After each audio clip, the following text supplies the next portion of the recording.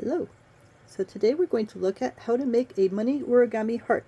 You can make this from most types of bills as long as it's reasonably rectangular, or you can cut a piece of origami paper down to a size that's about 6 inches on the long length. I know that origami paper isn't exactly 6 inches, and that's okay. It doesn't have to be exact. And about 2 3/4 inches on the shorter side. So you can cut up paper, you can use bills, you can do a variety of different colors and make a nice collection of hearts. So this is perfect for gift giving. If you're making a gift for someone, like a wedding gift or a graduation gift or something, and you want to give them money, this is a pretty way to do it so that it's a little more personalized. So we'll put this over here. Alright, so I have a wedding coming up that I'm going to, and this will be a perfect present for the happy couple. So to start with, take your piece of paper or your bill or whatever you're using, and you're going to fold it in half the long way. So we'll put it like this. My hands are shaky, so if I can do this, you guys can do this. Get it to be about even. What I do is I'll hold it on the folded side, slide my fingers down to get to the creased side, and then slide my fingers left and right. In this design, you want to make nice sharp creases everywhere. And also you'll want to put it under a book or something to flatten it down so that it stays flatter when you give it to them. If you can. If you're in a restaurant, it's fine to just do it and then leave it to them. So we're going to unfold the fold that we just did. And now we're going to fold each side in to that center line we created. So we're going to take one side, doesn't matter which side you start on. Fold it to the center line. Fold it down. Slide your fingers back and give that a nice sharp crease. And then the other side, take the edge, we're going to fold it into the center line. And there we go. Get it about even. Hold it there. Slide your finger to the edge and give that a nice sharp crease. Alright. Now we're going to flip it over. So now we're on the opposite side of the paper. So first we're going to make the bottom side of the heart. We're going to take this line and this point and rotate them around to come up against the center line here. So I'll do this a little slowly. So you're taking this bottom edge and you're rotating it. See how that rotates up until it comes to the center line. And then press that down and crease that. Try to crease this one fairly sharply because we're going to have to do a reverse fold on this later, so it's good to have a sharp crease. And then we're going to do the same thing on the opposite side, the bottom side, and the point is going to rotate in, and you want to just make these two halves match each other. It doesn't matter really how far or how close they come, as long as they're pretty much on the same line. So looking at the other one, say it's about there, and now I'm going to crease that. When I'm doing sharp creases, I tend to use my fingernail top because that helps press it down. You can use a coin or something else like that to give it a nice crease. Alright, so that's the bottom of the heart. Now we're going to do little bits for the top corners of the heart, and this one isn't an exact science. Your heart can have big indents or little indents. It's more what you like. So I'll do about that. Try to make it reasonably at a 90-degree angle, but it doesn't matter that much. And then the opposite side too. So we're going to fold that in a little bit. Try to make these two about the same. Whatever you choose for one of them, make the other one reasonably the same amount of fold. And again, I'm giving that a fingernail sharp crease because those are also going to have to fold inward. Alright, so on this point we've got the two bottoms folded in all the way to the center to make the bottom of the heart, and the two top edges just a little bit in to make the curve of the heart up there. Right, we're going to flip it back over again. Right, now we're going to work on this inside part. So we're trying to get it to fold around so that we have a nice curve of the inside of the hearts. So again, this part isn't an exact science. You're going to fold this down towards you, whatever you think. You know, some people like a shallower heart, some people like a deeper heart. Try to get this at a reasonably 90-degree angle. What I'm saying is that this is a right angle in here compared with the center line. It doesn't have to be exact, but when you fold one of them, try to make the other one reasonably the same, because this is probably the most visible part of the heart. Alright, so try to get that so that those are about the same line, and give those nice creases.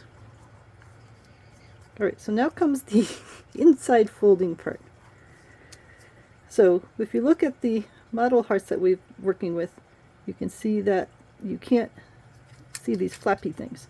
So what we're going to do now is we're going to take this part that we just made, and we're going to fold it around on the inside on that crease we just made. So we're going to fold it up and then come on, around, and that's why a good sharp crease really helps, because that'll help the paper know where to fold around on the other side.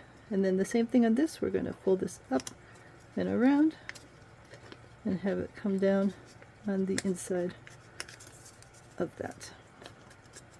Alright, so now those folds are tucked inside where they are invisible. That one was reasonably easy. The next one that we're going to do is this little tab that we've got. We're going to do both of them, so it doesn't matter which one you start at.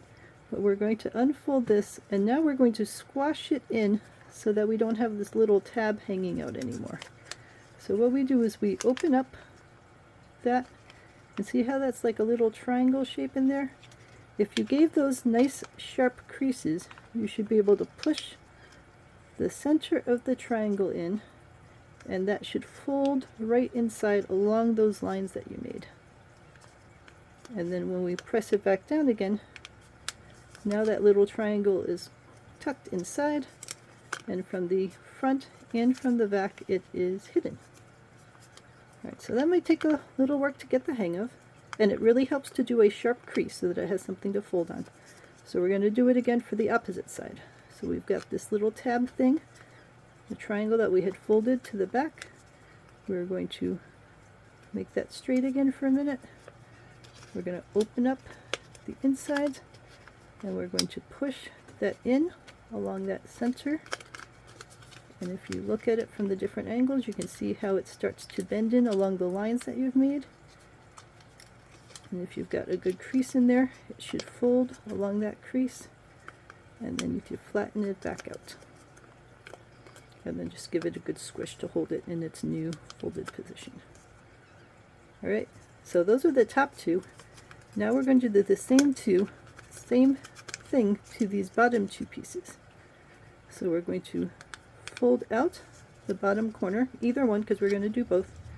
We're going to open this up, and if it has nice sharp creases, we should be able to push this in, get this to fold along one crease, get this to fold along the other crease, and see how that fits in there. Could take a little bit of wiggling, and the sharper the creases that you make, the easier the paper will find its way into its new configuration. So now that one is tucked inside. We're going to do the same thing on the other side. So we've got this triangle that we had folded just to the side before. We're going to flatten it back out. We're going to open this up, and we're going to push in on the center to get it to fold in the opposite direction on that crease. So we've got this coming to be a triangle, and it'll take a little bit of wiggling, and then just flatten it down once you've got it in the reversed direction of the fold. Squish that down. Alright, so now all four corners, the two top corners and the two bottom corners, are squished in. So from the front you don't see them, and from the back you don't see them. Right, so we are really close at this point. Now all we have to deal with is this extra little piece of paper here. And the easiest way to deal with that is to, here, let's do it this way. So this is the front of the heart, right, with the open line. We're going to turn it over, and our aim is to fold this back layer down as far as it will go. And you see there's a triangle here and a triangle here that are sort of folding into place, so fold it down to where those triangles are now laying flat, because that's as far as the paper will go. Right, and now that's mostly hidden from in here. And now you've got a heart shape. And you can see that depending on how much you fold the edges and how much you fold this in and how much you fold that in, the heart can be a little bigger or a little smaller or a little skinnier or all of that. So it might be fun to practice for yourself and see what style of heart you prefer. And this is great for leaving tips, for giving birthday presents to people, for all sorts of things. And you can make a whole batch of them and have like a whole series of hearts. You can make big hearts and little hearts and all of that sort of stuff. And then, like I said, if you put it under a book or something, it'll flatten down so it sits flat.